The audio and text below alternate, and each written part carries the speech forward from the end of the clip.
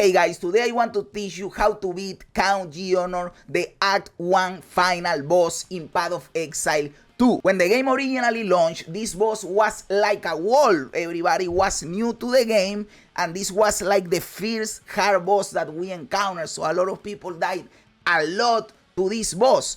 Since now we are getting a lot of new players because of the free weekend, I want to help you guys out so you don't get discouraged if you are dying to this boss. I am going to give you the mechanics and how to dodge them, how to know which mechanic he's going to do. And trust me, once you know what you are looking for, the fight is fairly easy. This boss has two phases. You will see that he has the full life in here. After the first phase ends, he will go into a wolf form, and that is the second phase. The first phase will end when you get him to 50% health. He will transform into a wolf and go for the second phase, and he will go full life back up again. So be aware of that. If you think you are beating him in the first phase, he will go into a second phase. As you can see here at the start of the fight, if you are not doing damage to him, he will just try to normally hit you, right? But you of course will try to do damage to him, and when you start doing damage, he will start doing different mechanics.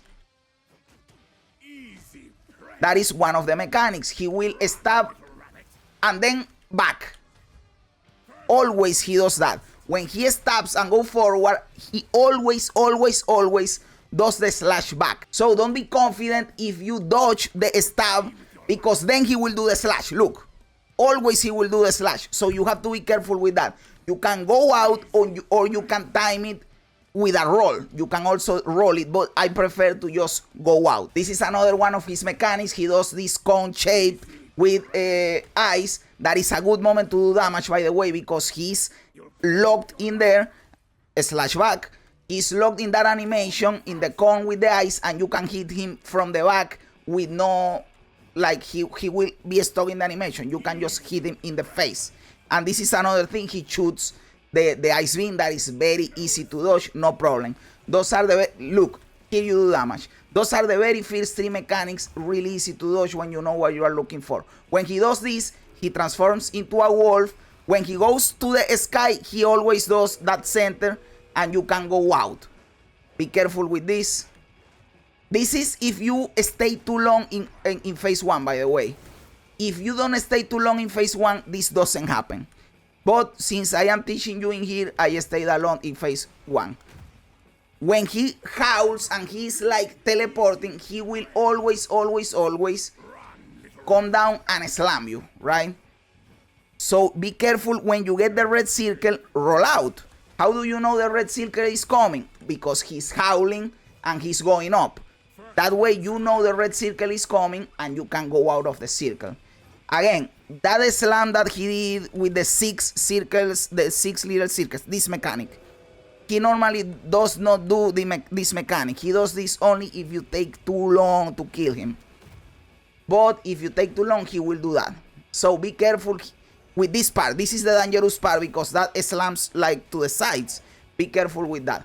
But if you fight him enough to get into 50% life, you won't even see that mechanic. So let's go to the second phase.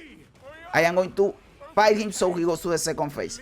He says, Oriana, open the cage. That is your cue that he's going for the second phase. There is a dialogue in there. That is some bullshit. You have to survive this time. The second phase has not officially started, because he will get back. When his health gets back up, then the second phase officially started. And it is the most dangerous phase, obviously. There he's transforming. And this is the second phase. You see that the health disappeared, and now the health is back up. You have to be careful with that slash. If you are a ranged character, hey, cool by you, maintain your distance. If you are a melee character, okay, you have to come close and smashing in the head. This is the most dangerous ability. When he shoots, don't deal damage, don't attack, don't do anything. All you are going to do, he's going to the slam.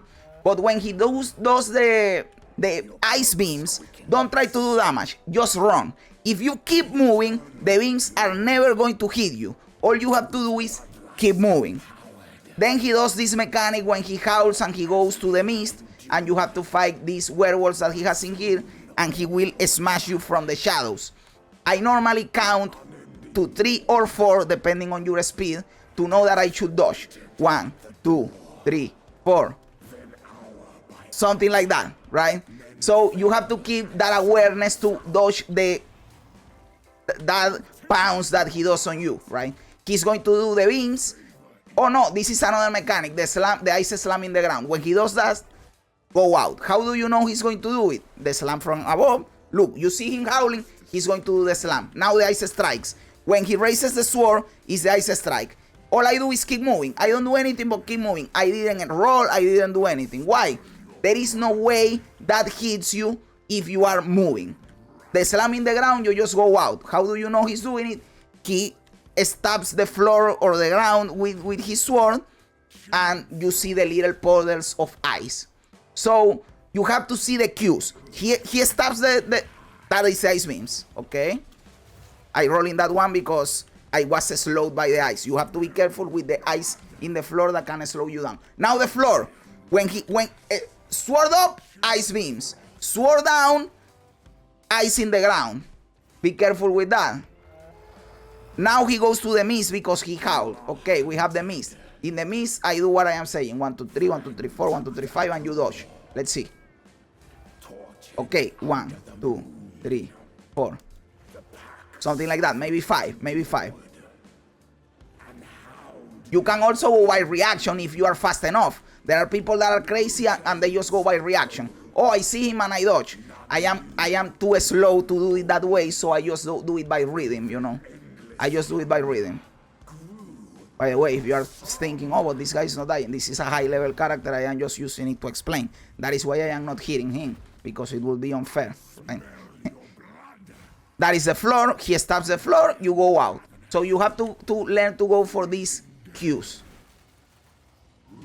Now let's kill him. This is the floor you always dodge. So I am not going to try to do damage to him while he does that, because that is the most dangerous ability. 2 of those beams kill you. If you see that you are going to stun him with this bar right here, if you feel this little bar in here, it means that you are going to stun him. It is a point in the fight where he is not going to do anything because he is stunned.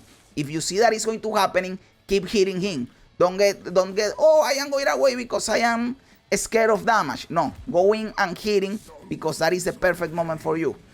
Beams, you don't try to hit him because that is dangerous as fuck. So you always move. He does 4 beams, by the way.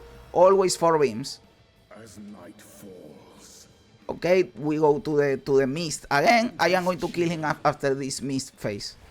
Normally, like his last resort, when you have it like 30% life, 25% life, he does a combination of ice with blood with the beams.